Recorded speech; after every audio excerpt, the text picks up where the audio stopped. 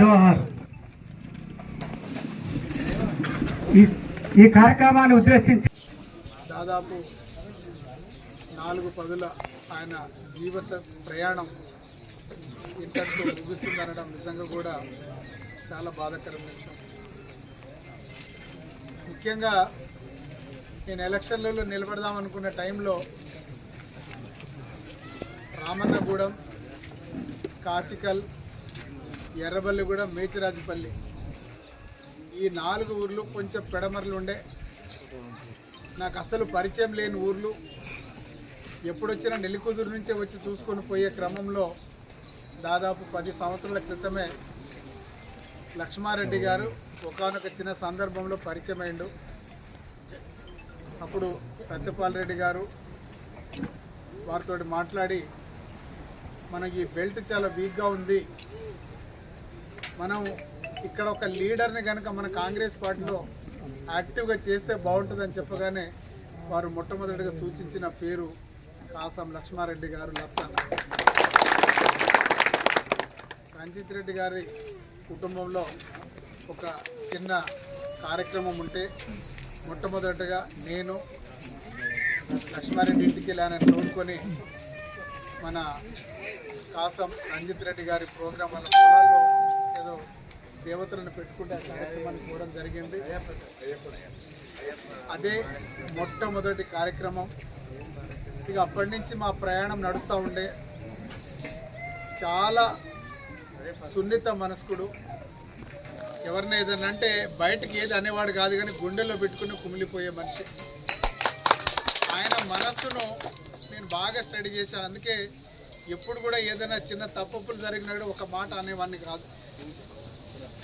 ఆయన సొంత ఖర్చులు పెట్టుకొని నా ఎలక్షన్లలో బాగా తిరిగి ఈ పట్టను మొత్తం లీడర్షిప్లు ఇక్కడ ఎవరైతే ఉన్నారో వాళ్ళందరినీ లేపి మనందరం ఈసారి చదువుకున్న నాయకుడికి ఓటేద్దామని చెప్పేసి అనునిత్యం ప్రజల్లో వండుకుంటూ నా కొరకు చాలా కష్టపడ్డాడు. ఆ టైంలో తండాల్లో తిరుగుతూ ఉంటే నన్ను గుర్తుపట్టే వాళ్ళు కదా, కానీ అరే మన పటేల్ వచ్చిండ్రా అని చెప్పేసి చాలామంది గిరిజన మిత్రులందరూ ఆ పటేల్ గురించి కొనియాడుతూ ఉంటే నిజంగా కూడా ఆయన గురించి ఎంత చెప్పినా తక్కువ అనిపిస్తుంది. అటువంటి లక్ష్మారెడ్డి గారు మన మధ్య లేకపోవడం నిజంగా కూడా చాలా బాధాకరమైన విషయం. నాకు తెలిసి ఆయన నాకు అత్యంత సన్నిహితుడు, ఒక కుటుంబ సభ్యుడిలాగానే మెలిగేది. ఆయన కోరిన ఏకైక కోరిక మండల పార్టీ అధ్యక్షుడిగా కోరితే ఆయన పేరు మేము రాసి పెట్టినా కానీ అది ఇంకా తెరవని పుస్తకంలాగా అయిపోయింది. కాబట్టి మొన్న ఒక చిన్న యథార్థ ఘటన చెప్తా, కొంచెం సేపు మాట్లాడుకుంటూ ఉండండి. ఆయనకు మధ్యలో ఫీవర్ వస్తూ ఉండే, జాండీస్ కామెర్లు అయినాయని డాక్టర్లు చెప్పారు. 6 నెలల క్రితం నుంచి ట్రీట్మెంట్ తీసుకుంటా ఉన్నాడు. నేను గట్టిగా మందలించి ఏదైనా మాట్లాడితే బాధపడుతున్న విషయంతో ప్రతిదీ నేను సత్యపాల్ రెడ్డి గారికి చెప్పి అసలు ఏంది ఆయన ఎట్లుంటున్నాడు, ఈ మధ్య రావట్లేదు అని చెప్పేసి ఆయన గురించి వాకప్ చేసుకుంటూ ఉంటే మొన్న ఆయన చనిపోయే 4 రోజుల ముందు ఆయన డ్రైవర్ అశోక్ వాళ్ళిద్దరు కలిసి వాళ్ళ అక్కలను ఇబ్బంది పెట్టకూడదు, వాళ్ళ బావులను ఇబ్బంది పెట్టకూడదని ఏ సమస్య ఉన్నా కూడా ఆయన మనసులోనే కుంగిపోతుకుంటూ ఎవరికి చెప్పకుండా ఉండేది. ఆ డ్రైవర్ భరత్ని తీసుకొని డాక్టర్ దగ్గర పోయాడు. డాక్టర్ దగ్గర పోతే ఆయన టెస్ట్లను చేసి, నీకు 6 నెలల నుంచి నా కామెర్లు ఇంకా తగ్గలేదు, కిడ్నీలు పూర్తిగా పాడైనాయి, నువ్వు వెంటనే అడ్మిట్ కా అని చెప్పి వాళ్ళు నిజంగా వాస్తవానికి వాళ్ళ అక్కలు కూడా చెప్పాలి ఆయన హాస్పిటల్కి వెళ్తున్నానని.